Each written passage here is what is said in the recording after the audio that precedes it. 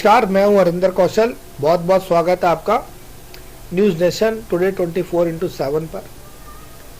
आज हम बात करेंगे ऐसे टॉपिक के ऊपर जिसके लिए बातें बहुत की जाती हैं, चर्चाएं बहुत होती हैं, लेकिन उसके ऊपर कितना काम होता है, सरकारें उसको लेकर कितनी सजग है, ये सब जो है हम बताएंगे कि आज देश, दुनिया, पूरी की पूरी दुनिया, पूरे देश बेरोजगारी की समस्या से जूझ रहे हैं। इसमें सबसे बड़ा अगर हम नाम देखें तो वो भारत का आता है। भारत के बीच में अनएम्प्लॉयमेंट एक बहुत ही गंभीर समस्या है। एम्प्लॉयमेंट क्यों है, क्यों एम्प्लॉयमेंट दिन प्रतिदिन बढ़ती जा रही है, क्यों बेरोजगार है हमारा युवा, क्यों उनको नौकरियां नहीं मिलती। एलएलबी की डिग्री लेने के बाद, बीएड की डिग्री लेने के बाद, बीकॉम की डिग्री लेने के बाद, इंजीनियरिंग करने के बाद, डॉक्टरी करने के बाद, क्यों जो हमारा युवा है उसको बेरोजगारी की समस्या से जूझना पड़ता है। इसका कारण है कि जो हम शिक्षा दे रहे हैं वो शिक्षा उस स्तर की नहीं है जिस स्तर की आज इंडस्ट्री के बीच में जरूरत है।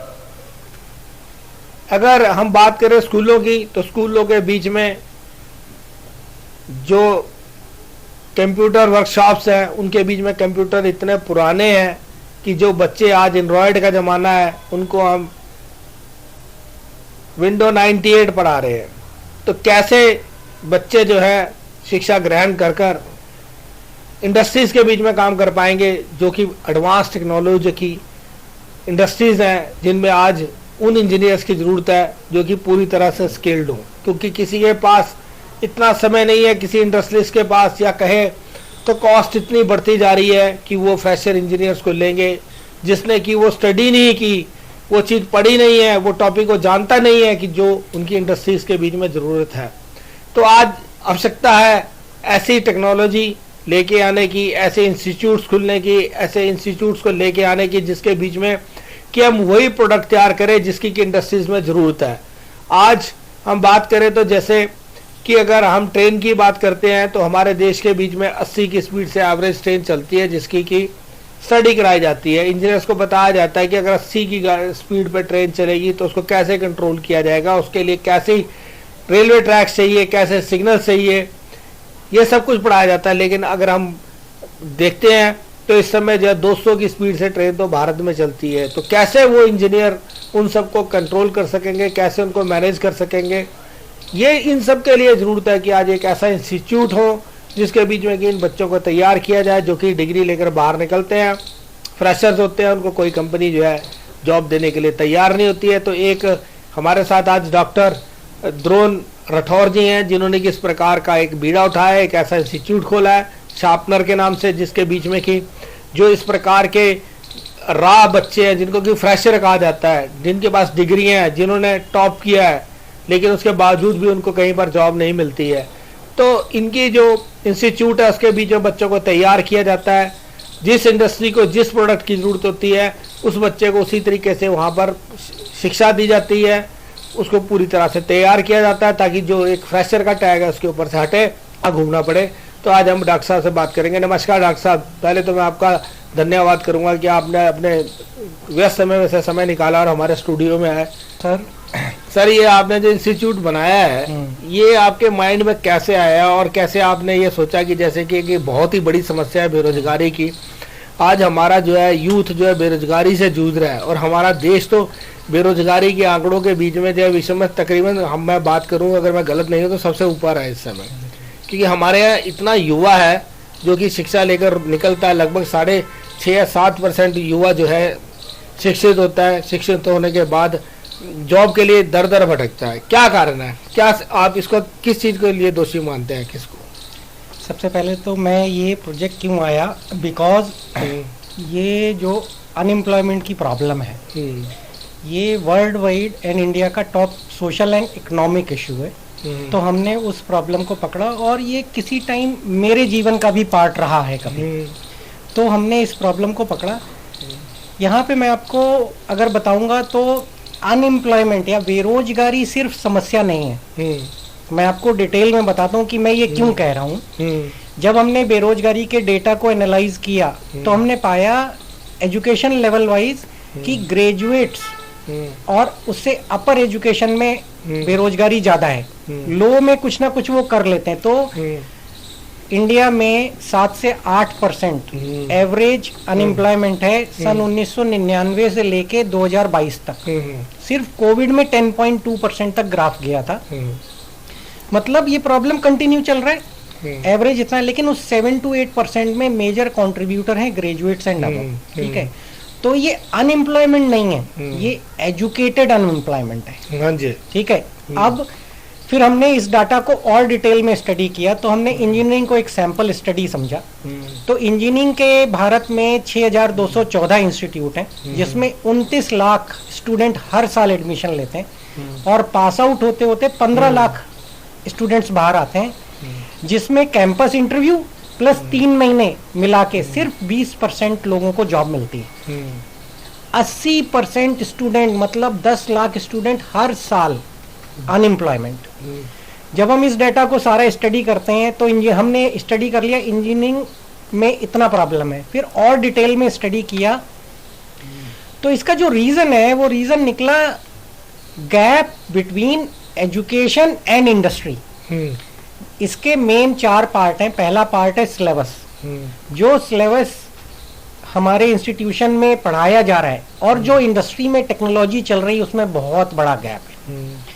अब अगर गवर्नमेंट ये चाहे कि सिलेबस को अपडेट भी कर दे तो जो अपडेट करने का प्रोसेस है और टेक्नोलॉजी जितनी तेजी से भाग रही तो अपडेट मैच नहीं किया जा सकता फिलहाल। दूसरा, जितने भी बुक्स के ऑथर हैं, राइटर्स हैं, बहुत वेल एजुकेटेड हैं, कोई कमी नहीं है, बट उनके साथ कॉर्पोरेट टच नहीं है कोई। उन्होंने कभी कॉर्पोरेट काम नहीं किया। Even professor also very well talented, but there is no corporate touch.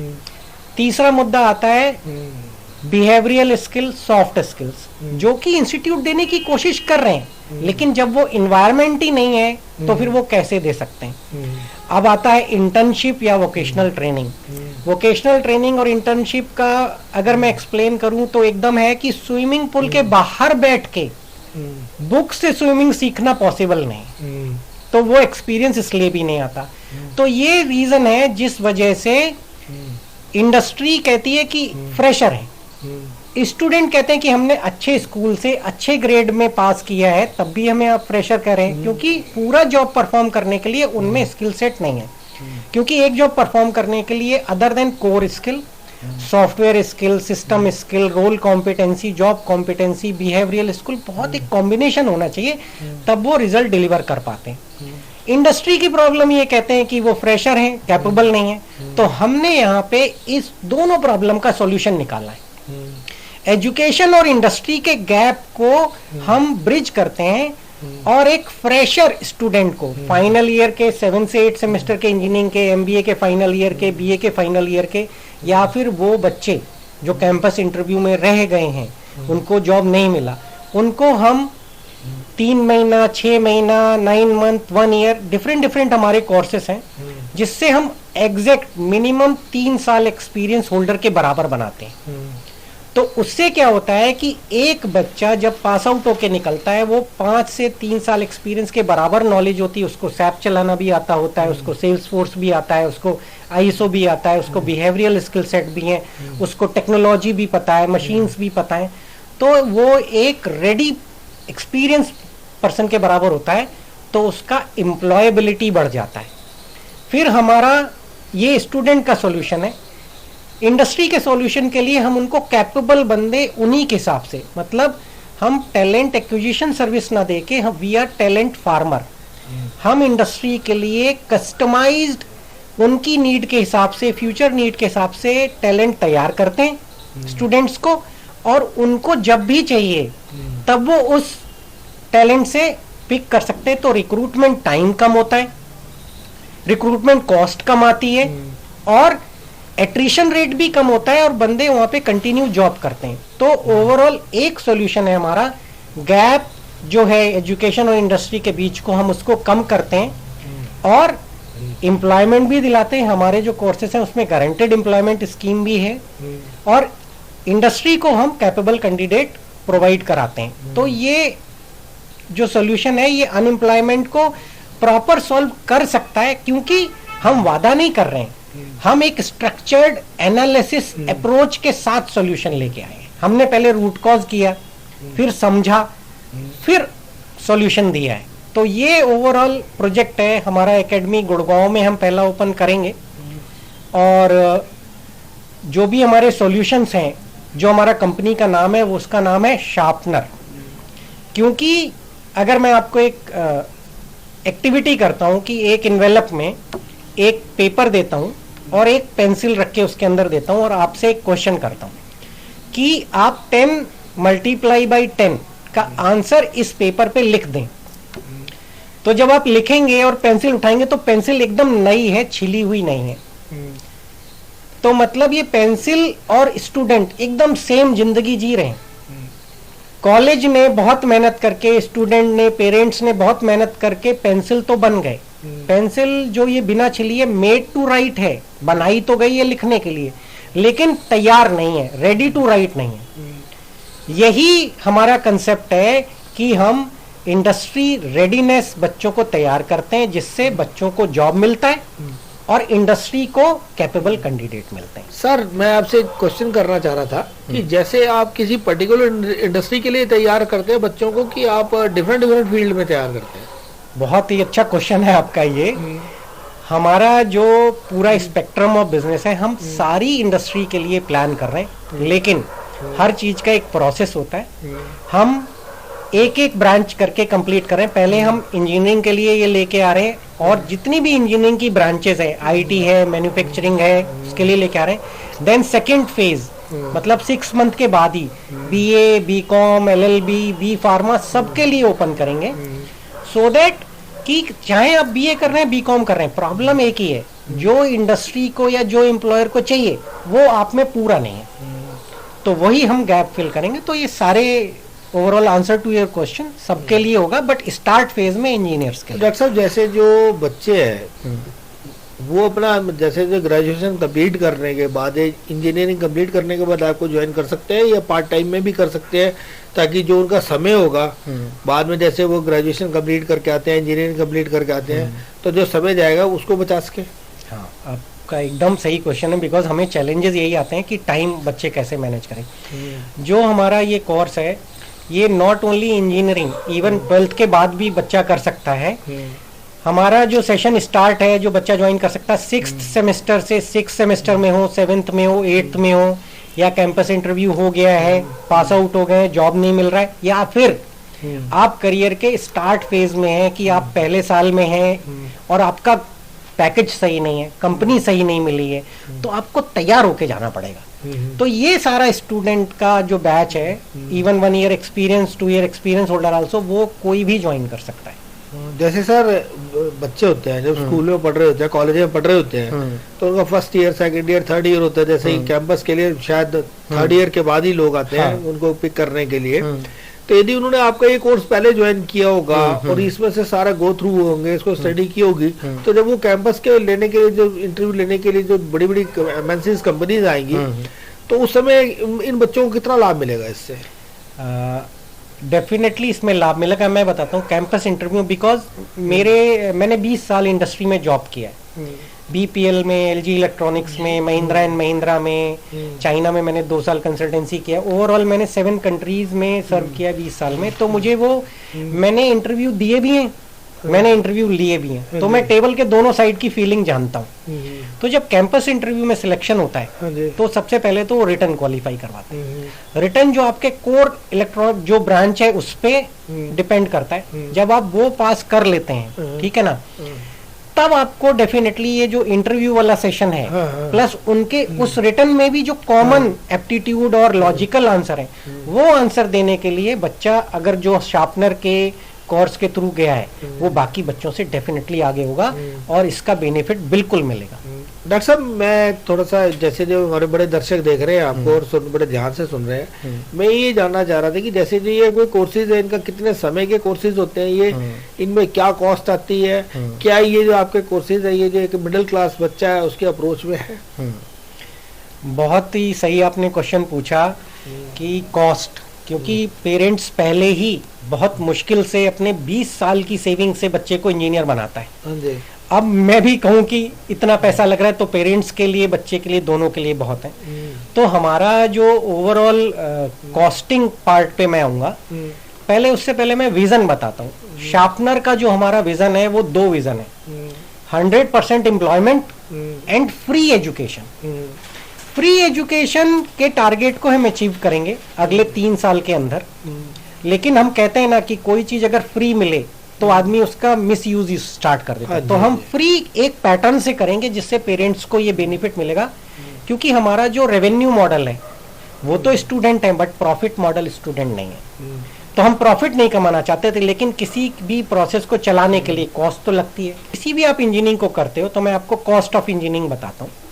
Cost of engineering में आप किसी भी इंस्टीट्यूट में करते हैं तो पर ईयर रहना, खाना पीना, बुक्स, किताब, फीस सब मिला के मिनिमम 2 लाख का खर्चा तो आता है। हाँ जी, हाँ जी। 4 साल का खर्चा 8 लाख, तो कॉस्ट ऑफ इंजीनियरिंग 8 लाख होती है? बिल्कुल नहीं। कॉस्ट ऑफ इंजीनियरिंग मैं अब आपको बताता हूँ। आपके वो 4 साल जो आपने 9th से 12th तक इंजीनियरिंग में एडमिशन के लिए लगाए, वो 4 साल, उसके बाद 4 साल जो इंजीनियरिंग में आप लगा रहे हैं दिन रात, वो 4 साल, 8 साल प्लस आपके पेरेंट्स के वो दिन रात, वो 20 साल की मेहनत जो उन्होंने आपके लिए लगाई, एक एक पाई पाई जोड़ के फीस जमा की, तो टोटल 28 साल की मेहनत है और 8 लाख रुपए। इतने में हमें मिलता है एक डिग्री जो जॉब की गारंटी नहीं करता है। और हमारा जो कोर्स है, हम 6 महीने में बच्चे को 5 साल से 3 साल एक्सपीरियंस के बराबर बनाते हैं, उसकी एम्प्लॉयबिलिटी बढ़ाते हैं और एम्प्लॉयमेंट भी करवाते हैं।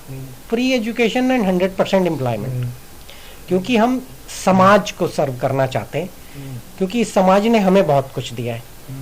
अब हमारी बारी है।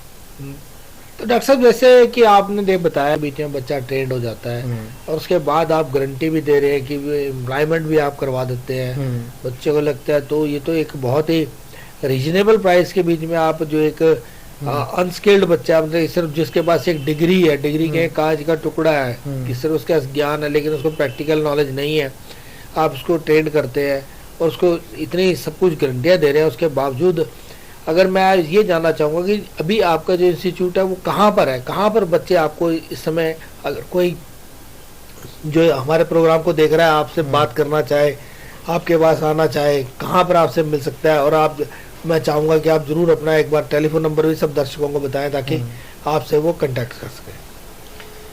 देखिए, हमारा जो इंस्टीट्यूट है वो पहला इंस्टीट्यूट हम गुड़गांव के ओल्ड DLF कॉलोनी, जो कि एजुकेशन हब है जहाँ पे सारे बड़े इंस्टीट्यूट हैं, वहाँ पे ओपन कर रहे हैं।